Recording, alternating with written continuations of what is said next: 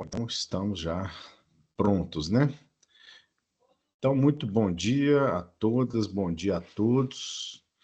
Queria inicialmente declarar aqui, em nome do programa de pós-graduação em Direito da Universidade FUMEC, a abertura, né, da nossa sessão de defesa pública da dissertação de mestrado da mestranda Maria Rejane Sampaio dos Santos, que vai nos brindar, né, com as novas formas de custeio, de financiamento, né, da Seguridade Social.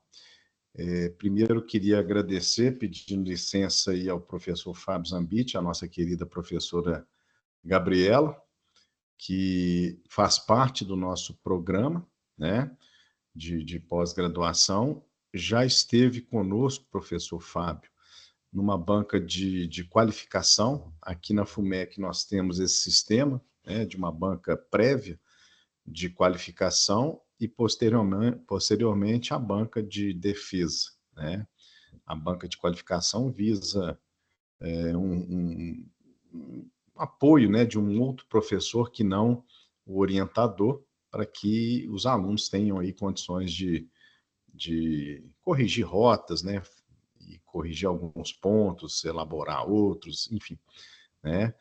E agradecer muito também, então, a participação do professor Fábio Zambit, uma das autoridades máximas aí do direito previdenciário no mundo, não é só no Brasil, não, é no Brasil e no mundo, né? As obras, né, do professor Fábio Zambit, e não só as obras, como também a pessoa, o professor, né, vinculado ao UERJ. Então, é importante que nós tenhamos aqui pessoas do quilate de Vossa Excelência, professor Fábio Zambit, né? Muito obrigado aí pela participação. Cumprimentar a todos aqui presentes, em especial a Maria Rejane, tá? Que vai ser a nossa mestranda, que vai ter o prazo inicial aí de 15 minutos, prorrogável, se for o caso. Já treinamos o prazo, né, Rejane? Para falar sobre a sua dissertação. Logo após, eu pedindo licença à professora Gabriela, passo a palavra ao nosso convidado externo, professor Fábio Zambit. Ele fará as observações. Eu recomendo que você, Regiane, anote e responda em seguida, né? Ou como o professor quiser, se ele quiser fazer um bate-pronto, também fica a critério dele.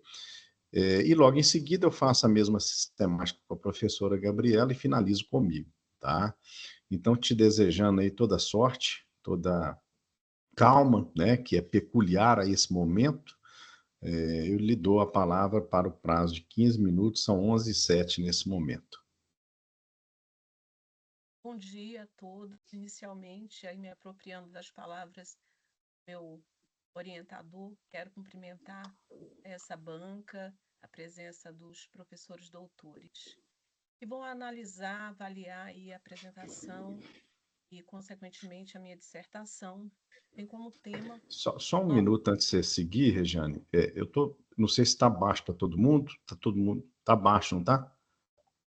Eu coloquei até no máximo aqui, mas ficou um pouco baixo. Se você puder falar um pouco mais perto do microfone. Ouvir, mas está um pouco baixinho, sim. Se puder, sim. Perfeito. Melhorou um pouco?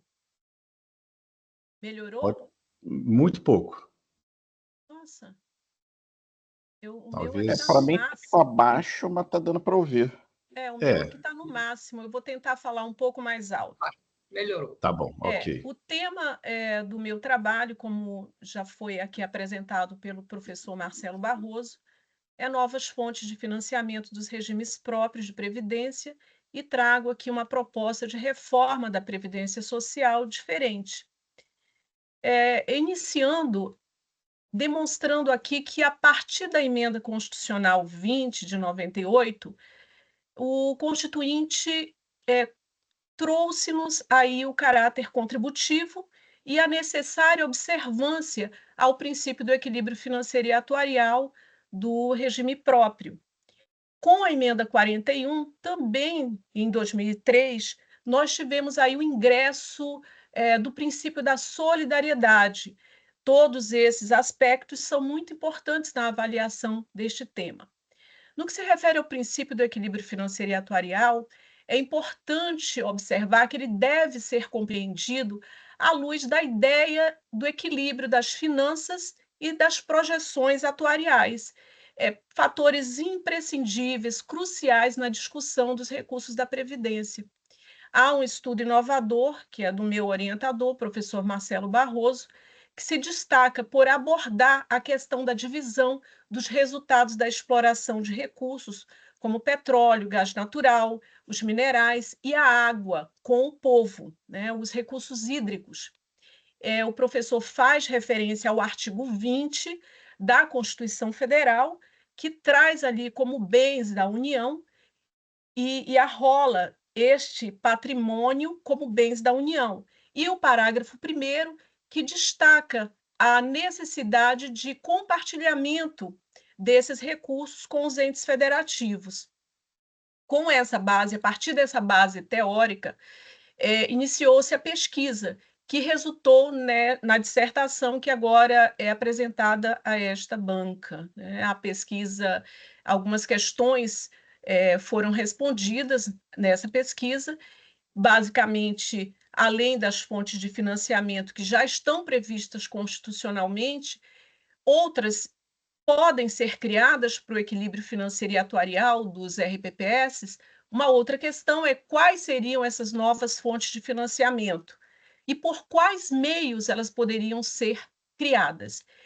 Também, se a implementação dessas novas fontes atende à justiça social. Desse modo, o objetivo geral do trabalho, da pesquisa, foi analisar essa estrutura a estrutura de financiamento dos RPPS, propondo aí modificações por meio da introdução de novas fontes de financiamento. Como objetivos específicos, foram a investigação da Previdência Social como um elemento fundamental para a promoção das obrigações do Estado, para a promoção da justiça social, cumprindo aí, né, as obrigações do Estado democrático de direito, que deve estar comprometido com a realização dos direitos fundamentais sociais, levando em conta aí a coexistência de princípios como equilíbrio financeiro e atuarial e a proibição do retrocesso social. Finalmente, apresentar novas formas, novas propostas de financiamento para os RPPS que não incrementem a carga tributária dos servidores públicos.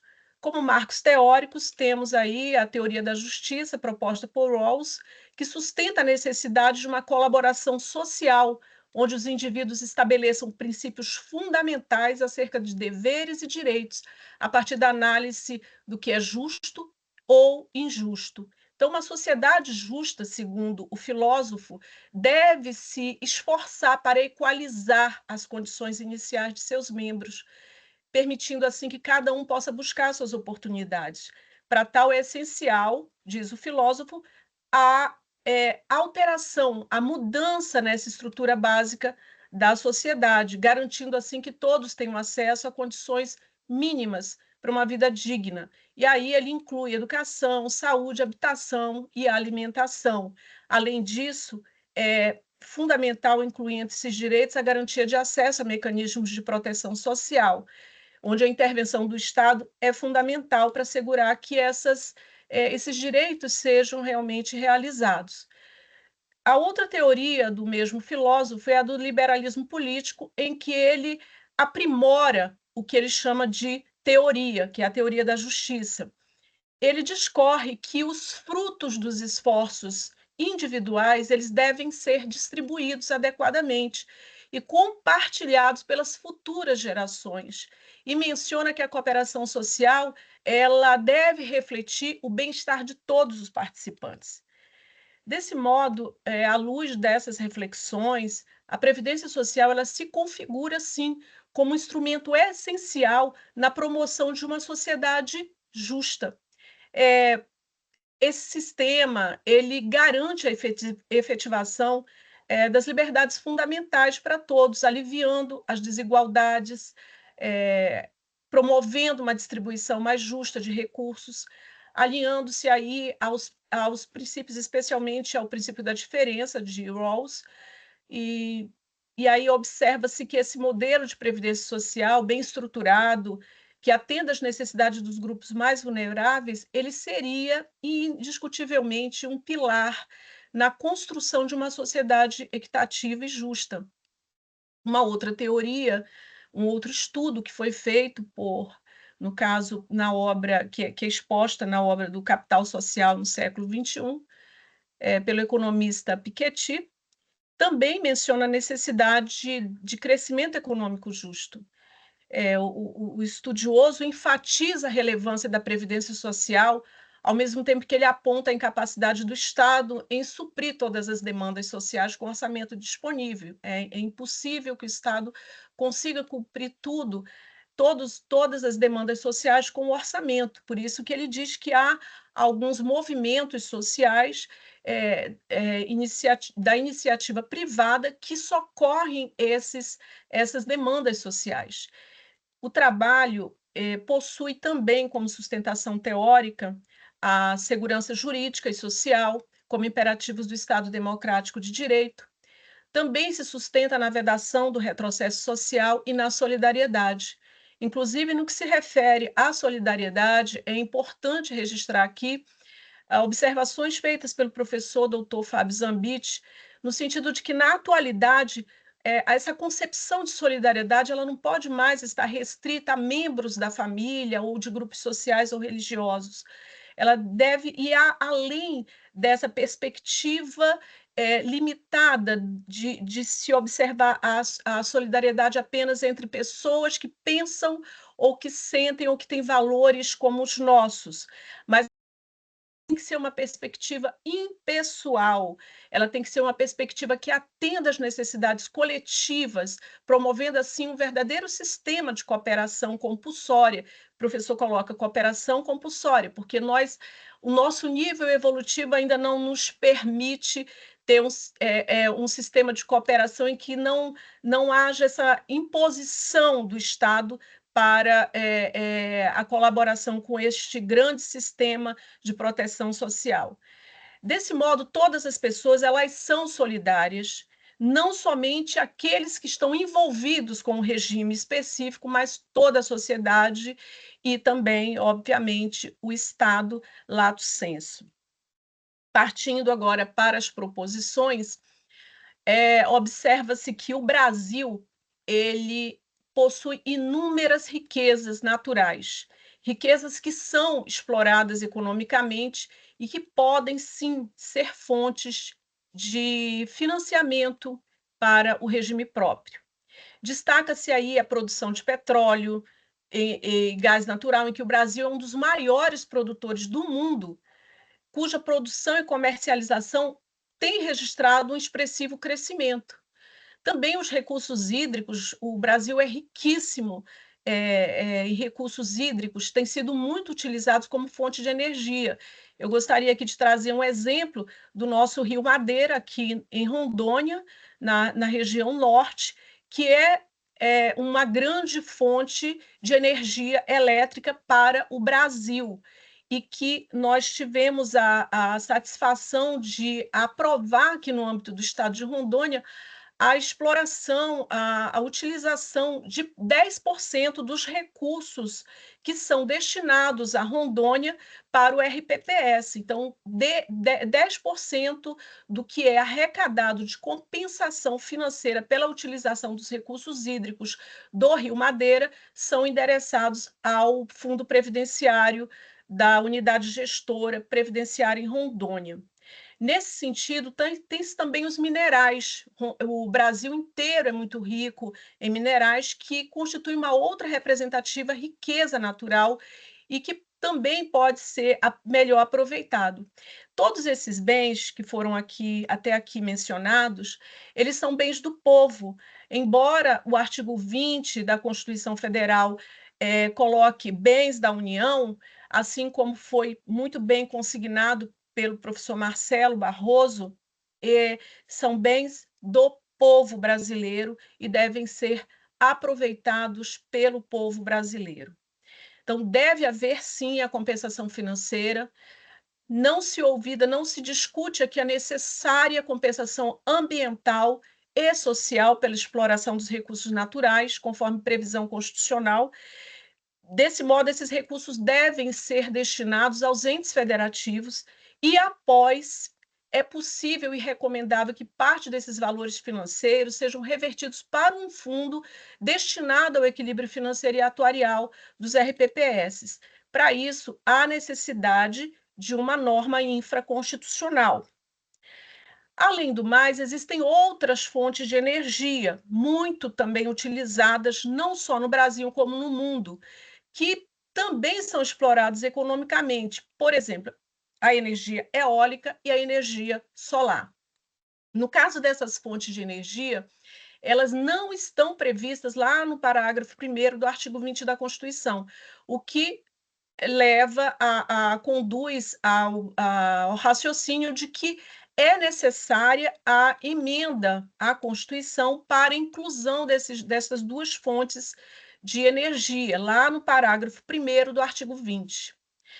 No mesmo sentido da proposta ora assinalada, que diz respeito à energia eólica e solar, ocorre também com a exploração de recursos vegetais. E aí, mais uma vez, eu menciono a região amazônica, que é rica em recursos vegetais e que nós temos aqui muita exploração por empresas importantíssimas, empresas grandiosas no mundo. Essa exploração de recursos vegetais, ela tem uma regulamentação em uma lei federal, a lei número 13.123, uma lei de 2015, e que há uma possibilidade de exploração de patrimônio genético do país. Da mesma forma, o resultado dessa exploração pode ser destinado parcela para os entes federativos e, consequentemente, os entes federativos destinarem para o RPPS. Também, nesse caso, é necessária uma emenda constitucional ao parágrafo 1º do artigo 20. Uma outra fonte de riqueza natural que é encontrada também nas florestas é o mercado de crédito de carbono. Foi recentemente regulamentado, à época em que eu estava trabalhando nesta pesquisa, estava tramitando a regulamentação dessa matéria e concretizou-se recentemente, no final de 2024, essa regulamentação. O mercado de carbono, ele vai concretizar-se, segundo a lei, através da oferta de certificados de créditos e a negociação de ativos integrantes desse sistema brasileiro de comércio no mercado financeiro e de capitais. Essa negociação ela está sujeita às regras da Lei 6.385 de 1976, que dispõe sobre o mercado de valores mobiliários e também de acordo com as regras da Comissão de Valores Mobiliários. Esses valores também, eles resultantes da negociação desses ativos integrantes deste grande sistema de crédito de carbono, e que serão negociados no mercado financeiro ou em ou em um outro mercado também, eles podem ser direcionados para o financiamento dos RPPS. A justificativa constitucional encontra-se no artigo 249 da Constituição. Para que essa proposta também seja concretizada, entende-se que basta a previsão infraconstitucional, talvez uma alteração na própria lei recentemente regulamentada. Além do mais, apresenta-se uma outra proposta de fonte de financiamento dos RPPS, que é a melhor utilização dos espaços públicos, o que já ocorre com veemência no mundo afora, né, e destaca-se aí o direito de nomeação ou de nomes nos espaços públicos. No âmbito da administração pública, recentemente, nós vimos aí a aprovação de uma lei no município de São Paulo, em que é autorizada a utilização de nomes em equipamentos públicos. Também o Estado de São Paulo ele já possui essa prática de aproveitamento de espaços públicos com nomes de empresas ou de marcas. utilização, ela não é bem regulamentada, não está claramente regulamentada no Brasil, mas é possível uma regulamentação consentânea e segura, fazendo com que parcela também desses recursos sejam destinados à previdência social, aos regimes próprios de previdência. Uma nova fonte de financiamento que já está em curso, que tem sido adotada também no município, agora, desta feita no município de Paulista, em Recife, é a destinação de valores arrecadados de imposto de renda dos aposentados e pensionistas do RPPS para um fundo específico com a finalidade de equilíbrio financeiro e atuarial. Já é uma prática que ocorre, pode ser feita através de lei complementar do respectivo ente federativo. E é uma prática que pode também ser ampliada para outros entes, para outros municípios e estados também. Finalmente, se coloca aí uma proposta de criação de fundos soberanos subnacionais, e fundamentamos também essa possibilidade no artigo 249 da Constituição Federal, para os quais sejam vertidos os valores arrecadados desses royalties e demais recursos advindos da exploração de espaço público, da arrecadação de imposto de renda, das negociações do mercado de crédito de carbono, mas, obviamente, com regras sérias, contendo diretrizes gerais sobre a gestão, a governança e os princípios relativos à alocação de recursos e investimentos permitidos para que esse patrimônio seja gerido de forma responsável e alinhado ao objetivo do equilíbrio financeiro e atuarial dos RPPS. Porque é importante registrar que, quando se fala em novas fontes de financiamento, nós também devemos ter cautela com os recursos, com a forma como esses recursos são distribuídos, com os pagamentos, e por isso a governança, a boa governança e a boa gestão das unidades gestoras dos fundos previdenciários é indispensável. E aí eu faço aqui, aproveito, peço permissão para fazer uma homenagem, né, ao Progestão RPPS do Ministério da Previdência, que tem feito assim um trabalho importante quando se trata desse cuidado com a gestão e a governança dos regimes próprios. Este trabalho ele tem relevância acadêmica e social, senhores integrantes desta banca, uma vez que, a partir da fronteira do conhecimento, expande propostas para novas fontes de financiamento dos RPPS, que é um regime protetivo de um universo de servidores públicos e, consequentemente, de milhares de famílias. Também este trabalho está absolutamente aderente à área de concentração desta pós-graduação, que é Instituições Sociais, Direito e Democracia, e a linha de pesquisa Esfera Pública, Legitimidade e Controle.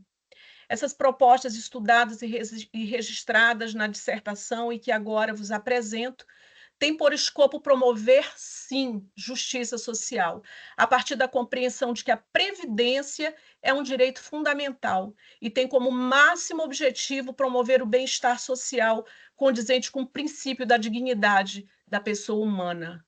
Portanto, entende-se que a pesquisa acadêmica sobre novas fontes de financiamento para o RPPS ainda detém potencial significativo para um contínuo desenvolvimento, levando-se aí em conta uma análise econômica do direito, que se configura como um processo incessante de aprimoramento e concretização dos direitos fundamentais sociais. Então, desse modo, eu agradeço a todos e me coloco à disposição. Muito obrigado, Maria Rejane, parabéns pela exposição. E debate pronto, eu já agradecendo novamente a disponibilidade, não só na participação da banca, como da leitura do trabalho. Tenho certeza que as observações feitas pelo professor Fábio Zambit serão uma aula para nós aqui, participantes desse momento, né, dessa sessão. E entenda, Rejane, que as críticas, sejam elas quais forem, demonstram esse compromisso e demonstram aí o carinho, né, com que o professor dedicou à leitura e ao aperfeiçoamento do trabalho, né? Mas eu já desejo aqui os parabéns pela exposição, pelo trabalho, e professor Fábio Zambit, agradecendo Vossa Excelência e agradecendo também ao UERJ por ceder esse brilhante profissional para participar aqui da nossa banca de dissertação, lhe passo a palavra para as observações que julgar necessárias.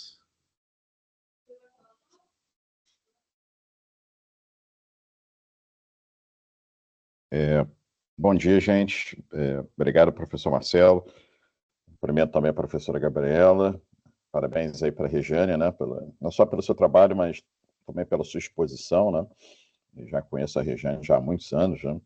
E sei do esforço, dedicação e seriedade dela no trabalho, estudo, né? Análise de regimes próprios de previdência, em particular lá no seu estado.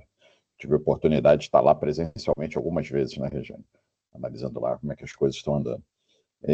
Assim, acho que seu trabalho muito oportuno, né? Quando eu recebi o texto, na verdade, seu convite, o sentimento inicial é esse, né? É uma discussão extremamente importante e atual. A gente observa muitos regimes próprios, em âmbito estadual, municipal, principalmente, que têm dificuldades hoje sérias, importantes, no quesito do equilíbrio financeiro atuarial, e a gente sabe que não tem muita mágica nisso, né? Para chamar o sistema ao equilíbrio novamente, ou reduz benefício, ou aumenta requisitos de elegibilidade, ou aumenta a contribuição. E aí, então, novas fontes de custeio sempre tem um aspecto importante aqui. Acho que já partindo de uma primeira observação, né?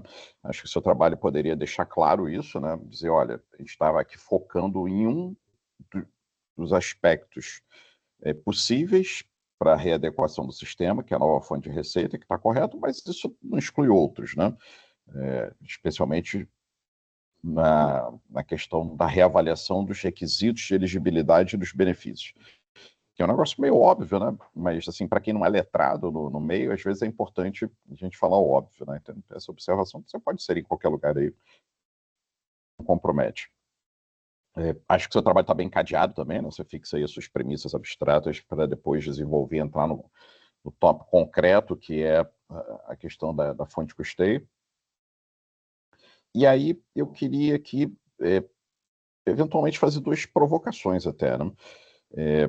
Primeiro o seguinte, né? Você muito corretamente falou no início do seu trabalho da questão da justiça, né? Especialmente a dimensão da justiça social e intergeracional, a ideia da justiça distributiva, principalmente, de tal maneira que essas fontes de receita que em pontuação de toda a sociedade sejam utilizadas em prol da coletividade.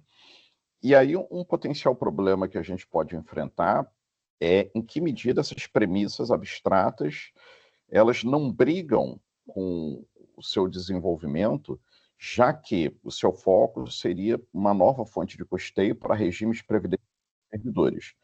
Que aí, qual é o problema que a gente tem? Né? Os servidores representam um grupo pequeno de pessoas importantes, relevantes, etc., mas pequeno. Né? A gente tem um grupo das pessoas que estão lá no regime geral e tem um grupo importante de pessoas que estão em lugar nenhum, né? Que não participam do regime previdenciário na prática. E a gente sabe aqui toda aquela dificuldade do nosso modelo de previdência, bismarckiano, seguro social, que quer ser universal, mas não consegue, né? Demanda filiação prévia, carência, contribuição, etc. E aí, enfim, em que medida a gente angariar novas fontes de custeio para um programa protetivo que não é inclusivo, na verdade, não vai contra essas premissas, né, que são postas aqui, no sentido da justiça, principalmente. Então, esse é um ponto interessante, né? Outro ponto que eu acho que merece alguma reflexão também, que eu já diria que é mais financeiro, né? Que é o seguinte, lá no direito financeiro, muitas regras específicas, mas tem uma regra principal que está até na Constituição, lá no artigo 67, acho que inciso 4, assim, que a doutrina dogmática jurídica chama de regra de ouro das finanças públicas, que é basicamente você não usar uma receita de capital para despesa corrente. Essa seria a ideia. Ou seja, grosso modo, você não vai ficar aí vendendo a sua casa para pagar a fatura do cartão, né? E a questão é, essas fontes de custeio, como é que elas seriam categorizadas, né? Será que elas seriam receitas correntes, que poderiam ser direcionadas à manutenção do gasto previdenciário, ok, pode funcionar ou não, né? Será que são receitas que têm uma validade curta, né? Ou são receitas pontuais, que poderiam ser categorizadas no direito financeiro como receita de capital, e aí isso já deveria ser direcionado para um fundo previdenciário para alcançar o equilíbrio atuarial e não propriamente pagar despesas ali correntes. Então, acho que, claro que você não precisa discorrer sobre isso agora, né? Mas para ficar aí na sua reflexão, quando você avançar nesse tipo de debate, que é muito importante, né? Muito interessante. Essa questão financeira, por exemplo, dialoga muito com uma das ideias que você sugere, que é direcionar o IR retido desses servidores. Porque esse tipo de receita, a gente sabe, fica 100%, né, com estados e municípios, mas isso normalmente compõe um orçamento fiscal do ente federado. Será que a gente vai conseguir derivar isso para o orçamento da Seguridade Social? E aí vai acabar faltando dinheiro lá do outro lado, né? E aí, novamente, entra a questão da justiça, né? Era uma receita que poderia prestigiar até outros segmentos da Seguridade Social propriamente universais, como saúde, mas não, vai ali para custear a previdência do servidor. Acho que é um ponto que você pode refletir também. Quase o último ponto aqui que eu queria ressaltar também, que eu senti falta no seu trabalho, e acho até porque é uma alteração muito recente, né? De repente, seu texto já estava até pronto, depositado, mas você deve ter visto que saiu uma lei complementar no final do ano passado, acho que é 208, né? Que permite a securitização de créditos por entes federados, algo que era basicamente privativo à União, hoje estados e municípios podem realizar. Então, por exemplo, o estado de Rondônia, de repente, tem lá 500 milhões de crédito tributário, que tem dificuldade de comprar, emite título e vende isso na praça. Claro que com deságio, né? Mas aí a receita obtida disso aí pode ser direcionada para o fundo, para buscar o equilíbrio atuarial, né? Eu acho que essa lei complementar é uma saída muito interessante, né? Para obter uma receita assim, de bate-pronto, né? Para esse tipo de finalidade. Eu acho que você poderia, depois, quando você for publicar o seu trabalho, etc., né, incluir esse item aí que é bem interessante. E a última observação, na verdade, assim, pontuando que ela foi muito bem colocada, que é a questão da governança, né? Aquela história, volto a dizer, a vantagem de você participar de uma banca com quem é do ramo, né? E a Regiane sabe que se é criado um fundo desses, sem um controle efetivo, né? O risco disso aí se perder é considerável, né? O dinheiro ser usado, na verdade, para ampliar benesses. Então, o ponto que você levanta da governança, ele é muito importante, né? Governança, essa gestão de ativos previdenciários é um problema. Não só em regimes públicos. A Previdência Complementar também sofreu muito com isso, né, nos últimos anos. Então, assim, um tópico importante, eu acho que você poderia até chamar mais atenção dele, né? Só para evidenciar a sua preocupação com essa matéria, que é absolutamente fundamental. Mas, professor Marcelo, eram esses comentários que eu tinha a fixar aqui, né? Mais uma vez, parabéns para a candidata, para você, né, para você, professor Marcelo, pela excelente orientação, o resultado ficou extraordinário. Muito obrigado. Nós que agradecemos, professor Fábio Zambit, como eu já havia previsto, né? Observações precisas, profundas, né? De altíssima reflexão, e nos brinda realmente com essas observações que devem, né, ser nem permeadas, aprofundadas aí. Eu penso até que numa sequência, né, Rejane, de um trabalho de maior fôlego, eu tenho certeza que isso vai ser pautado. Mas eu lhe passo a palavra, né, agradecendo de novo aí ao professor Fábio Zambit, para responder ao nosso querido convidado externo. Professor Fábio Zambit, muito obrigada pelas suas observações. Elas anotei e certamente elas serão alvo de aprofundamento, de maiores estudos da minha parte. Quanto a esse aspecto, por exemplo, da governança, só fortalecendo aqui o que falei quando sustentei a questão da criação desse fundo soberano, subnacional, a gente observa que no Brasil já existem alguns, por exemplo, Ilhabela, em São Paulo, Maricá, no Rio de Janeiro, e outros fundos soberanos também. E agora tem um projeto de lei no estado de Goiás tramitando também para a criação de um fundo soberano no estado de Goiás. Mas eu não consegui observar em nenhum desses fundos a destinação à proteção social, como ocorre, por exemplo, quando eu trago o exemplo do fundo norueguês, né, que é uma referência para todos nós. Mas o objetivo, a proposta é que nós possamos criar mesmo essa estrutura de fundo soberano, diferentemente do que ocorreu no passado no Brasil, em que a União criou um fundo soberano, mas que, por conta de dívida pública, ele acabou sendo utilizado para socorrer dívida pública, como ocorreu também no México.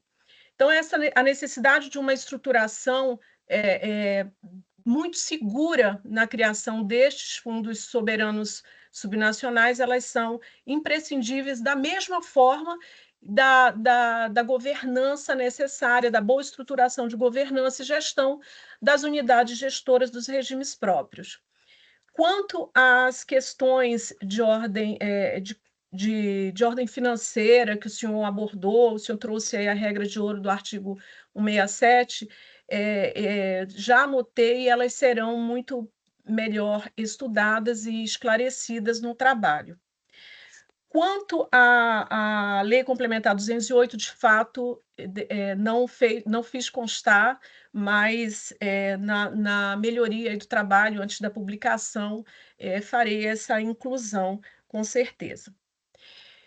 É importante, para finalizar aqui, eu acredito que para finalizar o que o professor Zambit argumentou, o trabalho, claro que ele afunila o endereçamento desses recursos para o regime próprio. No desenvolvimento do trabalho, tudo isso aflorou, professor Zambit. Essas fontes de financiamento, elas podem servir para todo o sistema protetivo, né? Também para o regime geral, mas também para todo o sistema de seguridade social. Deixar claro aqui também, eu sei que não para os membros da banca, porque sei que todos têm muito mais conhecimento do que eu mesma, mas registrar que quando nós tratamos dessa questão do equilíbrio financeiro e atuarial, buscamos maiores recursos para socorrer a proteção social, consequentemente, nós estamos permitindo que o orçamento público, que o Estado, num sentido amplo, tenha mais condições de socorrer as outras demandas, como educação, saúde, segurança pública, a própria infraestrutura. Ele vai ter muito mais condições de suportar essas outras demandas. Então, eu espero ter abordado aqui os pontos que o senhor colocou, professor. Eu estou satisfeito, professor Marcelo. Muito obrigado, Rejane, pelas respostas. Obrigado, professor Fábio Zambit. Essa era uma das inquietações, né? Nós falávamos na banca de qualificação justamente essa situação, mas a resposta foi precisa, em que pese o afunilamento, né? Isso não elimina recursos de outras áreas e mais. Claro que haverá uma resistência quanto à destinação desses recursos e a resistência ela virá dos tesouros, né? Do tesouro municipal, estadual, federal, porque eles estão amealhando o pouco que tem ainda desse recurso de compensação pela utilização de recursos naturais. Mas também eu entendo que há espaço, não só para o tesouro, para cuidar de saúde, educação, segurança, né? Saúde talvez não, mas educação, segurança, e há espaço para a Seguridade Social, saúde, assistência, previdência, e dentro da previdência, para a previdência dos servidores, né? Eu acho que a intenção aqui não é, pelo menos na nossa compreensão, amealhar tudo, mas ter uma parcela, né, do que é importante. Professora Gabriela, por gentileza, as suas considerações. Bom dia, cumprimento o professor Marcelo Barroso, agradeço pelo convite para participar dessa banca, Cumprimento o professor Fábio Zambiti, é um prazer ouvi-lo e ouvir suas considerações. Eu que não sou previdenciarista, né, muito mais preocupada com questões sociais e processuais sobre o processo, mas ouvir grandes previdenciaristas falando, a gente aprende muita coisa, né? Então, obrigada por contribuir com o nosso programa. Também cumprimento a quase mestre Maria Rejane. Já te adiantei as minhas considerações na sua banca de qualificação, mas algumas delas eu queria trazer para o público para a gente até conseguir expor a nossa análise, né, como examinador da banca. Eu te adiantei que a sua dissertação é uma das melhores das quais eu já participei do processo de avaliação. E é uma das melhores por uma sequência de fatores. O primeiro deles é pela estrutura, que inclusive o professor Fábio chegou a comentar, em que você estrutura muito bem seu marco teórico para você apresentar o seu problema e, no final, você traz uma solução muito palpável, né? Não é aquela solução abstrata de existe um problema, ele pode ser resolvido por tais formas bem abstratas, e também não se pauta num marco teórico superficial, né? Você foi ousada a se dedicar ao enfrentamento do John Rawls como marco teórico, para trazer a sua ideia de justiça social e explicar o que ele pretende com isso. Foi muito mais ousada em conectar isso com o capitalismo do Piketty, fazer os dois terem um diálogo ali bastante inesperado, mas bem claro no seu texto, onde eles dialogam, onde eles se encontram. Então, não foi uma leitura superficial para construir essa narrativa ao longo do seu trabalho e justificar o que você está entendendo por justiça social, sem que isso te faça parecer uma maluca que quer que todo mundo empobreça ou que todo mundo enriqueça sem fonte, né? Você faz isso bem estruturado para apresentar uma justiça social muito possível, né? Então, o seu trabalho ele tem uma densidade teórica de padrão muito elevado. Além disso, quando você traz soluções para o seu problema, a gente conversou disso na qualificação, isso está muito próximo, ou é uma tese, né? Isso vai um pouco além do que a gente pretende com uma dissertação. Você traz uma estrutura de saídas possíveis, de como você pretende resolver um problema. Obviamente, isso vai ser aprimorado ao longo do doutorado, que a gente já sabe que ele está aí no meio do seu caminho já, né? Que você já está quase abrindo as portas para ele. Mas você traz já uma solução, e que é uma solução bastante real, bastante possível, bastante concreta, que, obviamente, como qualquer coisa que envolve direcionamento de verba pública para algum lugar, isso gerará resistência quando a gente jogar isso para o debate ainda mais público, para além do nosso programa de mestrado, para além da sua defesa, espero que seja publicado. Mas são resistências que a gente precisa enfrentar, porque, no fim das contas, você não está tirando dinheiro de pontos essenciais para colocar em pontos não essenciais, né? Quando você trata aqui a Previdência Social como um direito fundamental, como algo imprescindível para garantir uma justiça social, você justifica esse direcionamento de verba. E eu até gosto muito que você traz ali no meio do caminho algumas verbas que nem são tão exploradas e poderiam ser mais exploradas, como a questão do naming rights.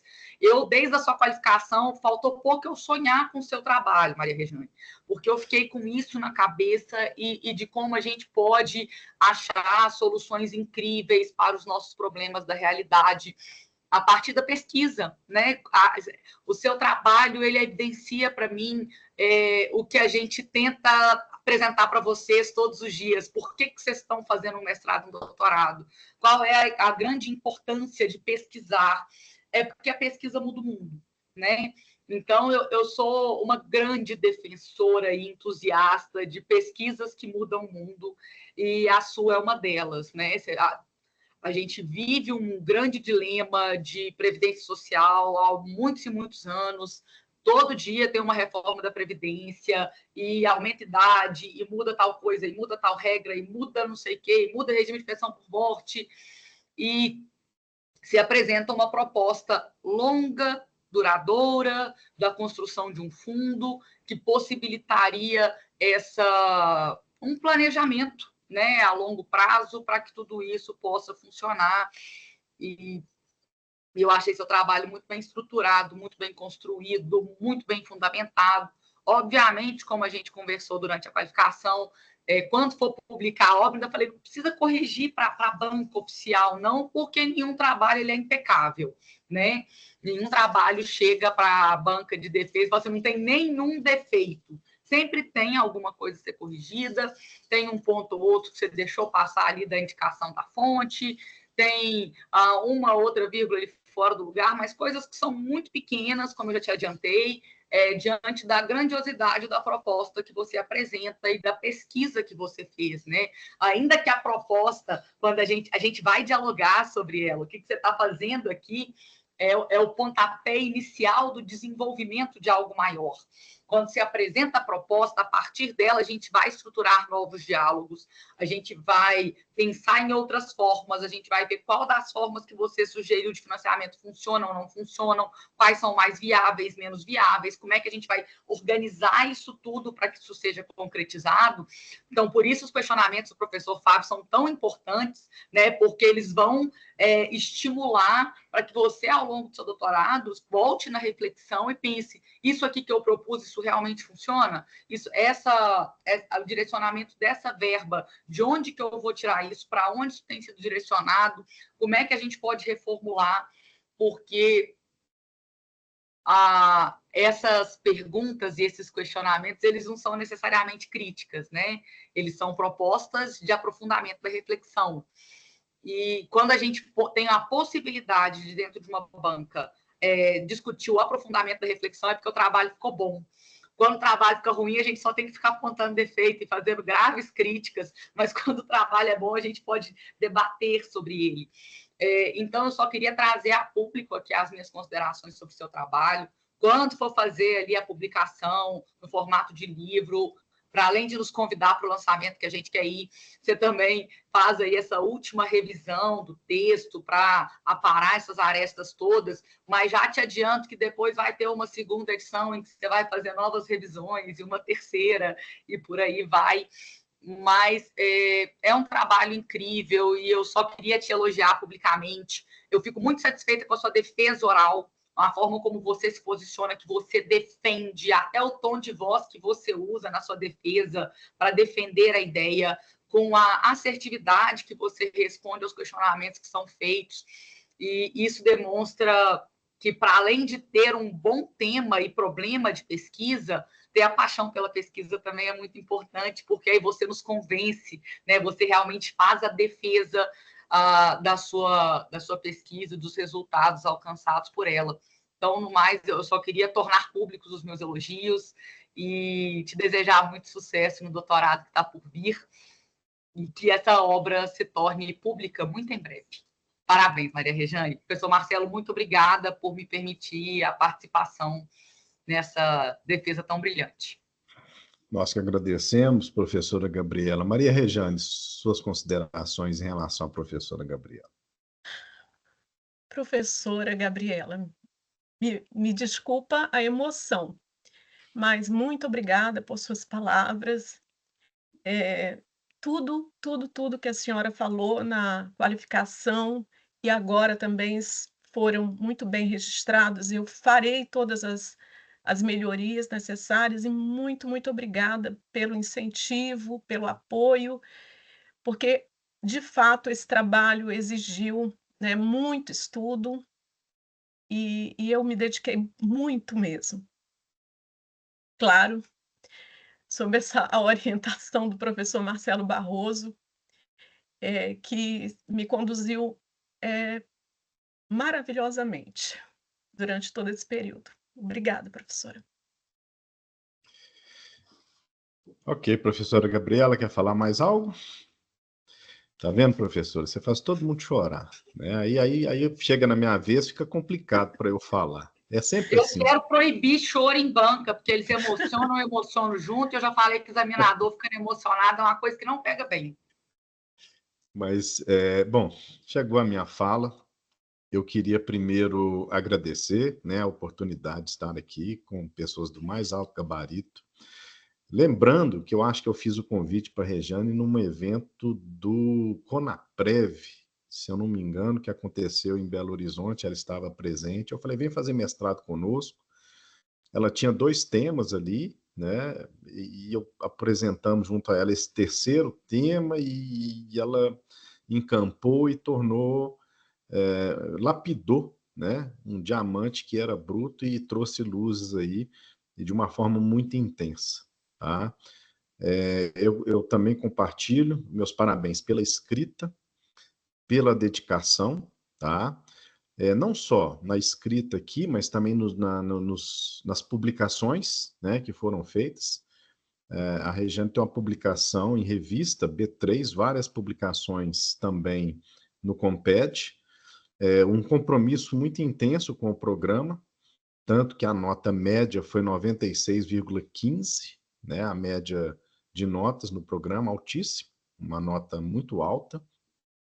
A apresentação, a participação nas aulas, tudo isso faz parte. A sua apresentação aqui, muito firme mesmo, isso é muito importante. E dizer aqui, especialmente, eu sei que o Ramiro é seu esposo, né? O Gabriel, seu filho, não sei se tem outros parentes presentes aqui. Sim, minhas E filhas, Lorena e Rebeca, e sim, amigos também. ótimo. Então é importante ressaltar a presença de todos aqui para justificar, né? O tempo que você ficou ausente do convívio deles, tá aí o resultado. O resultado está aí, foi um resultado magnífico e tenho certeza que eles se fazem presente nesse momento, não só pela participação, mas pela conclusão desse maravilhoso trabalho.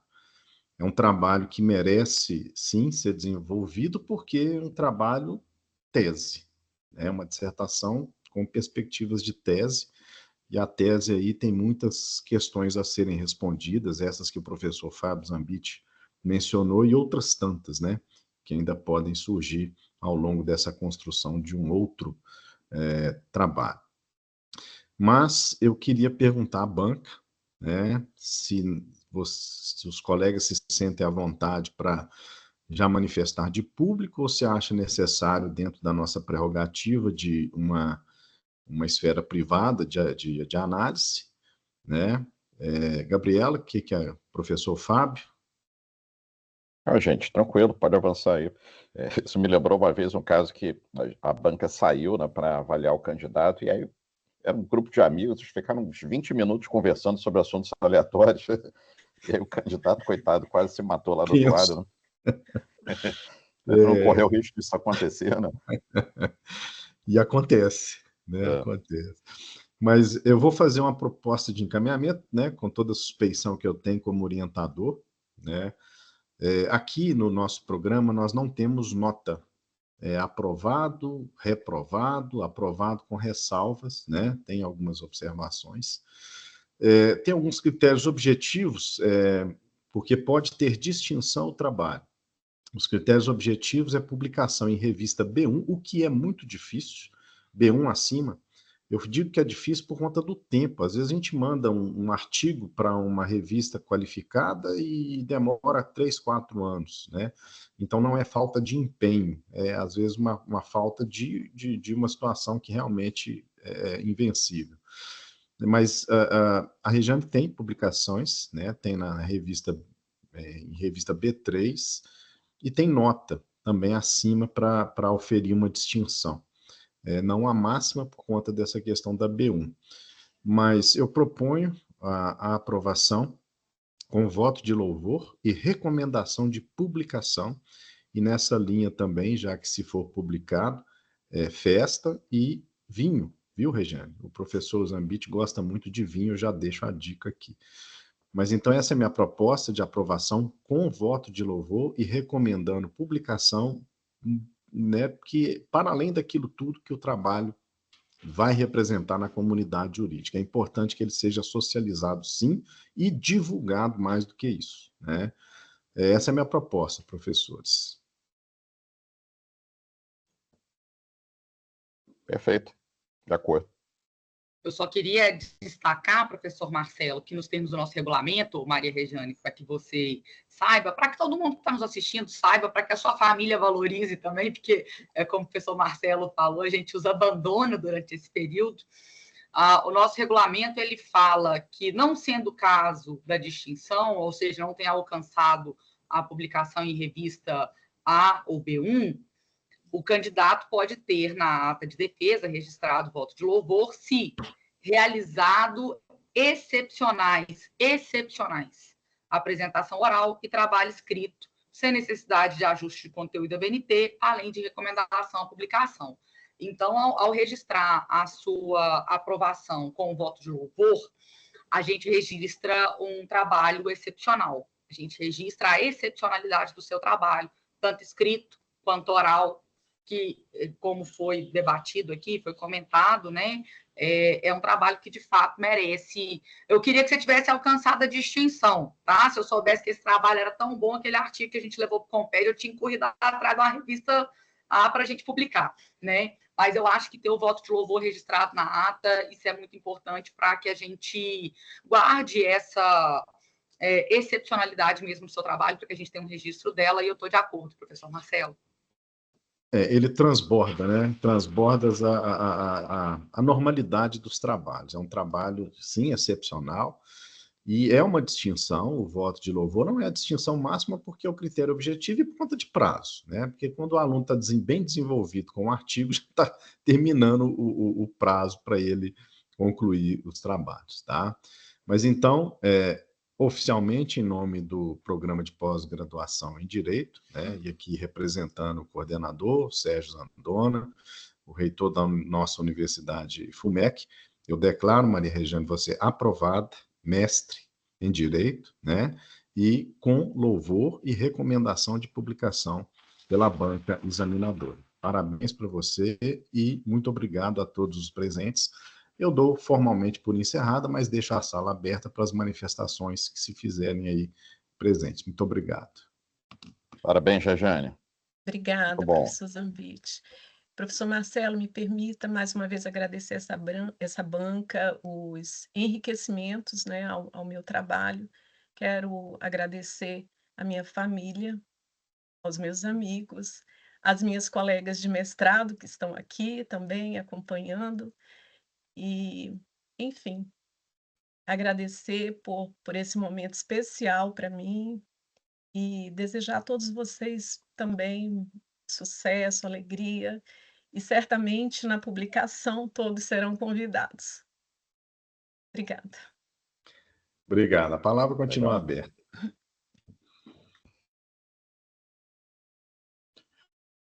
Bom, então, encerrando agora, nós vamos sair da sala, né? E parabéns agora. Agora é curtir e trabalhar, porque eu sei que já tem etapa do doutorado. É amanhã que você falou? Amanhã. Amanhã. Então você já vai com força. Isso é igual quando o Galo ganha do Flamengo. No meio raro Brasileirão, isso, tem que né? jogar Libertadores, né? Mais ou menos assim, né? Tá certo. Bom, beleza. Olha, Regiane, você continua devendo vinho aí, né, Marcelo? Meu orientador tem que cobrar isso aí. Vinho e tambaqui assado, não esqueça. Ah, pois é, eu queria saber se você foi recebido lá em Rondônia no Tambaqui de Duas Bandas à beira do Rio Madeira, porque eu fui, tá? Altíssimo nível. Nem trilha eu pude fazer, tá vendo? Não trilha eu pulo essa parte. Mas a Gabriela não sabe o que é isso ainda, eu acho que não. Mas ela saberá. Teremos oportunidades. Aguardarei o convite para o tambaqui e para o vinho, ansiosamente. Tá certo. Valeu, gente. Parabéns, Maria Regiane. Obrigada. Um abraço. Tchau. Tchau.